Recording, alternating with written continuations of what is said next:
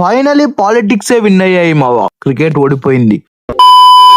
అనుకున్న విధంగానే రోహిత్ శర్మ కెప్టెన్సీ తీసేశారు మావా. అలాగే కొత్త కెప్టెన్ గా శుభ్మన్ గిల్ వచ్చాడు మావా. రోహిత్ శర్మ గురించి మళ్ళీ మాట్లాడదాం.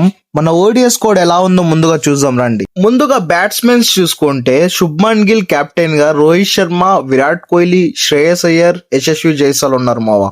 ఇక వికెట్ కీపర్స్ చూసుకుంటే కేఎల్ రాహుల్ అండ్ ధ్రువ్ జురెల్ ఉన్నారు మావా. ఇక ఆల్రౌండర్స్ చూసుకుంటే అక్షర్ పటేల్, నితీష్ కుమార్ రెడ్డి అండ్ వాషింగ్టన్ సుందర్ ఉన్నారు మావా. ఇక బౌలర్స్ చూసుకుంటే కుల్దీప్ యాదవ్, మొహమ్మద్ సిరాజ్, హర్షదీప్ సింగ్, ప్రసిద్ధ్ కృష్ణ అండ్ హర్షిత్ రాణా ఉన్నారు మావా.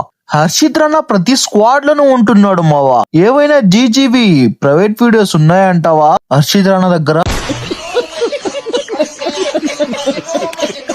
నాకైతే ఈ స్క్వాడ్ నచ్చలేదు మావా. ఈ స్క్వాడ్ లో మొహమ్మద్ షమి లేడు, బుమ్రా లేడు అండ్ అలాగే మిస్టర్ కన్సిస్టెంట్ రవీంద్ర జడేజా కూడా లేడు మావా. ఈ స్క్వాడ్ ఎలా ఉందో కింద కామెంట్ చేయండి. అలాగే రోహిత్ శర్మ కెప్టెన్సీ ఎందుకు తీశారో లాంగ్ వీడియో చేస్తా, చూసేయండి.